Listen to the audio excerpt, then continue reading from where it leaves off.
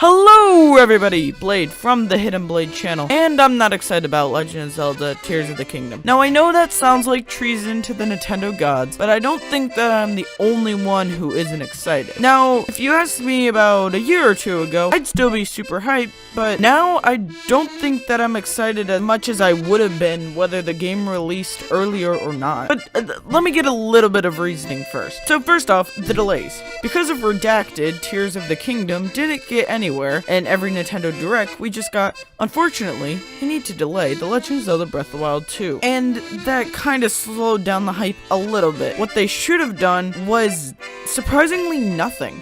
We only needed every 3 directs or so a 30-second segment where they said, oh, yeah, by the way, Tears of the Legend of Zelda Breath of the Wild 2 is being developed. That's all we needed. We didn't need a, here, the game's being delayed, it should release this time, here's this, and a bunch more info that we didn't really need. Now, if you don't do updates every direct, you let the hype meter start to rise with theories and questionings happening, so you actually have something to work with for the next direct when you address those questions and or theories. I'm gonna use Pikmin 4 as an example.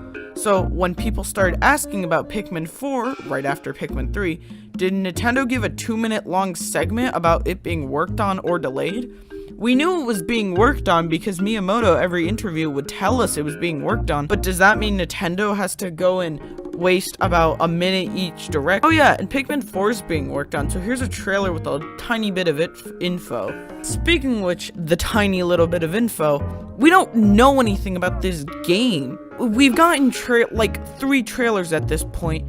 One of them was the announcement trailer for the game initially in 2019, which that makes me feel old. That was 3 years ago. But we have trailers, and they have tons of information in them, but they just don't mean anything. You put it trailer after trailer, Nintendo, but no one cares because the information within inside them doesn't mean anything. We don't have names from basic items. We know that Link's gonna have some sort of weird gauntlet arm thing. We know the Master Sword is broken. We know there's a new time reverse ability, and a new glider. What are their names? What are their general concept? We know what they do, but we don't know anything besides that. We don't know the name. We know the Master Sword is called the Master Sword. Do we know why it's broken? Do we know the name of what broke it? Maybe that will get revealed. Maybe it's important for the plot. And then just kind of don't reveal it nearly almost every trailer and kind of the title screen. It just kind of annoys fans more than rewards them. On the topic of there are no names for these things, they couldn't pick a name for the game. This is the biggest hype killer for me. This seems like a minor thing, but the impact is a lot greater. So going back to those directs where the game kept getting delayed, what information do we get as some form of compensation? Sure, we got trailers, but no major information, just minor tidbits there, just kind of to annoy us and start maybe some theories that did not end up happening. Really, all they needed to do was show some basic concept art, a name of a new enemy almost every time, give us the new Talus Fortress looking thing, and tell us that is the new Talus, make up a name for it. Give us any form of compensation. This is the new Talus Fortress enemy, and this is what it does. This is what it's going to do. This is what it looks like. That's all we needed. If you gave us like 1 or 2 of those per direct, you said the game is being delayed again, we would be fine. But instead, you had to give us a bunch of extra stuff that we didn't need. Just trailers and a bunch of fluff. When Nintendo finally talked about Tears of the Kingdom, they referred to it as Breath of the Wild 2, or sequel to Breath of the Wild. That's annoying, because my expectations for the game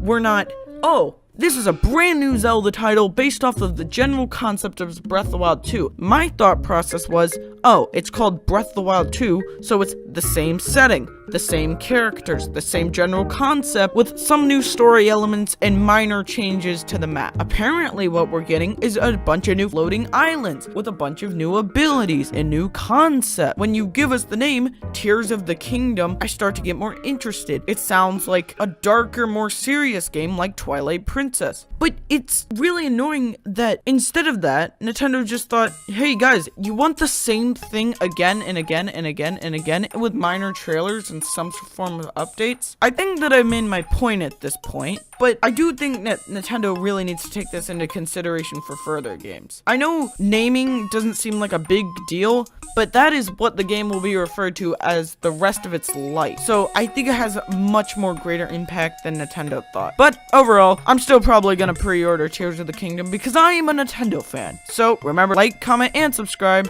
This has been Blade from the Hidden Blade channel, and I'll see you eventually. Bye!